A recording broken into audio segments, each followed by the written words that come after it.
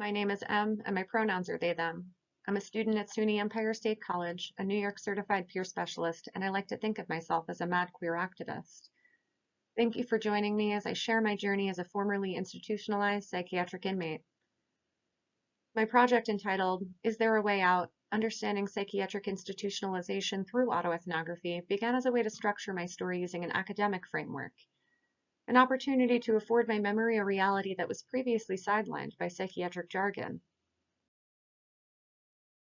Alison Bachner explained that autoethnography describes and analyzes personal experience to gain insight into the influence of a culture in order to challenge canonical research and theory. In describing my experiences through autoethnography, I interrogate the psychiatric system and its influence on U.S. culture, hopefully contributing to challenging the effectiveness of psychiatric institutionalization. I also intend to show that autoethnography is a useful method for testing the validity of memory. Throughout my personal story, I describe the impact of different social institutions on memory, socialization, and resocialization.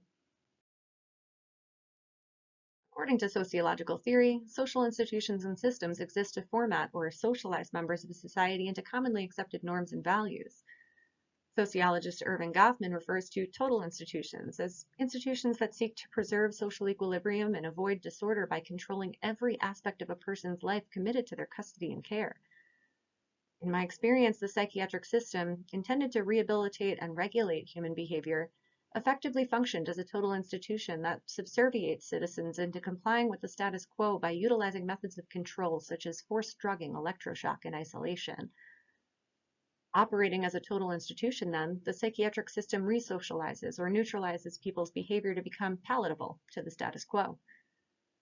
Psychiatric drugs and treatments are deliberately used to alter inmates' cognitive and physical functioning to achieve order and conformity within socially accepted norms and values, or forever cast inmates aside as sick, ill, and defective. The resulting anomie from total institutionalization causes a person to turn their distress inward, blaming the self for problems created by the institution. Without this distress, the institution loses significance because people may begin to question society and find content with their lives through more supportive and anti-oppressive means. In other words, the institution relies on the distressed causes. It cannot exist without the helplessness of the inmate. Liberated psychiatric inmates effectively eliminate the need for psychiatric institutions. However, while liberation as justice for all inmates is important and necessary, I, as one liberated inmate, am easily discredited and controlled through the continued psychiatric labeling, such as the use of anosognosia. Anosognosia is defined as a lack of insight into one's own illness. My experiences has proven this label is easily weaponized against the liberated inmate. My internal dialogue often says something like, if you deny perceived psychiatric illnesses and uphold that social institutions construct these boxes or labels to oppress those who have been failed by these very institutions, do you really lack insight, or are you aware of knowledge that power attempts to deny you? Since beginning this process, I've thought about my narrative, and every day I find myself self-gaslighting, questioning what I remember and how accurate my memory is. This self-gaslighting is a direct result of my institutional experiences with which I continue to struggle. Autoethnography allows me to parse these memories, reflect on them, and sometimes unfortunately ruminate. It gives me the opportunity to observe my narrative and prevent me from second-guessing, only before magnifying that feeling that I must be wrong about my reality. The aim of my project is to work through this constant questioning. If I dwell on trying to answer with certainty, then I'll never get through the questioning. Bachner and Ellis posit that resonance with a story can point to generalizability and validity in autoethnographical works. I've shared portions of my story in different fora, and it astounds me to learn of the many other former inmates' relation to my narrative. Amongst other survivors, these experiences have gained informal acceptance and generalizability. Those who have not experienced psychiatric incarceration are not likely to relate to my experiences and may downright deny them as truths. These statements do not detract from the collective narrative by psychiatric survivors, but provide insight into another different subjective vantage point of our stories. Autoethnography gives us another way of measuring truth, enriching data that was previously asserted as disingenuous or an illness. We cannot examine my story without acknowledging the impact of power. Who validates research as scientific and objective when studies about mental illness have always relied on qualitative observations? Still, we see that narratives promoting psychiatry are the dominant stories, those perceived as empirical research, while the voices of survivors are written off as crazy. I resonate with Arthur Frank's 1998 article, Stories of Illness as Care of the Self, a Foucauldian Dialogue, in which he draws on the empowerment in our reclamation from medical narratives. Frank explores the personal ethical dilemmas that arise from illness narratives, pointing to the concept of power in this context. He highlights that telling our stories of illness can fulfill a sense of empowerment from the sick, ill, and defective role we're assigned by the medical profession and in turn society. And I concur with the sentiment that narrative sharing is incredibly healing. Psychiatry often refers to the DSM-5 as the diagnostic Bible. Experts have to acknowledge your experience as real as defined by the Bible, and your version of their story will not be represented in their Bible. Trauma, for example, is often perceived as tangible, physical harm. Others have to see it in order for it to be verified. This is where my story is medicalized. Borderline personality disorder, my first label, no longer tells the story of harm inflicted upon me. It describes an expert's opinion that my reaction to bodily violation is incorrect or disordered. Being told that a reaction to trauma is disordered is, to use scientific terms, crazy making. I learned that I'm not allowed to share troubling events without punishment. I learned not to share my reaction to pain because it's more socially acceptable to quietly feel immense inner turmoil than to express it. What had I done with that pain? Well, I decided I had to die. Something I thought of as a way out. I awoke in emergency rooms with stitches up and down my arms. I awoke to charcoal being forced down my throat after swallowing a bottle of Ativan. I awoke. What we observe thus far is a person who was taught to die because of the pain inflicted upon them in a confusing cycle of shame. Talk, don't talk. Feel, don't feel. Reach out for help, but not like that.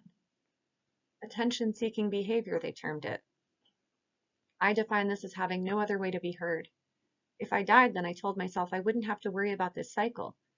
If I lived, well then maybe this time someone would listen. The drugs and treatments were re-traumatizing with side effects doctors termed as new and exciting illnesses, from borderline personality disorder, depression, anxiety, bipolar, ADHD to schizoaffective disorder. And inside of a state institution, I was told my condition was medication resistant.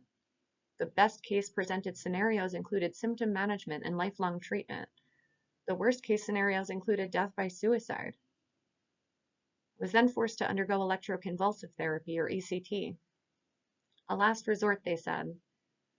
I vividly remember one night during this process I couldn't recall my life. I didn't connect with who I was or why I was there, in the hallway of a state institution I'd walked for quite some time. I immediately felt overcome. I cried and slid to the ground and was surrounded by authorities. One nurse preparing a syringe of sedatives, the cocktail unknown to me. I recall feeling so frustrated that no one would believe me. A doctor had said, if you do not remember, it's temporary due to the anesthesia. It wasn't. I clutched my knees, put my head down, and cried. Then they injected me, as they would keep doing. I was tied down, put in a solitary room at times, and on a one-to-one supervision in which a staff member could not be more than 1 arm's length away from me at any time, including in the bathroom. I had to play the game to get out. I learned that I had to agree that I am ill in order to be free. I went to therapy, signed safety contracts, and ate my meals, and eventually I would not have to go through ECT again. My goal was to survive. Once I was free from the institution, I was by no means free. I was in community residences, day programs, and my existence was defined by my ability to accept that I'm sick. I thought at points I was perceived as well enough to exit the system. I did what I was told, said I'm not feeling depressed or delusional, I'm controlling my urges, using their terminology to relate to their expert opinions. The journey out would prove long and arduous, with bouts of transient living, breakdowns, and a lack of connection to basic needs. But once I began teaching myself, learning from my elders, other psychiatric survivors, I realized I may have had intense reactions, but once validated, I gained clarity in how the system attempted to shift my perspectives to fit their narrative. I began speaking about my experience as a peer specialist and educator. It allowed me the freedom to distance myself from the psychiatric narrative while admittedly being complicit in the system, as now I work in it. So in a sense, there is no way out because my only recourse is to support others so that they may not experience more harm. And now I believe my anxiety about retelling my story incorrectly has some validity. Stories are fluid because our memories are malleable and influenced by time, environment, and power. I must also account for brain injury and the resulting memory loss incurred from ECT. Unfortunately, I'll never understand whether my current reality aligns with a previous reality. Perhaps this is not unique to electrocution under general anesthesia. However, it's a valid reason to question my recollection. My experiences alongside the institutional narrative remind me that an account of our own history is warped by powerful forces rooted in white heteronormative patriarchal systems. Psychiatry represents this system in my story. And I acknowledge that there's nothing special about me overcoming this system because I haven't. I often dissociate from the present because I question whether I exist in reality. I also acknowledge that there's no difference between me and those who did not get out of the system aside from traits that others perceive as more problematic than my small, white-skinned feminine frame, as doctors' notes have described. I conclude that institutional settings magnify powerful voices, forcing the institutionalized person to question their reality, acquiesce to the institution's version of the narrative, and deny their personal truths. And with that, I look forward to continued self-analysis and liberation from the constraints of psychiatry in hopes that will contribute to anti-oppressive means of wellness and healing. Thank you all for holding space and spending time with me in my current reality.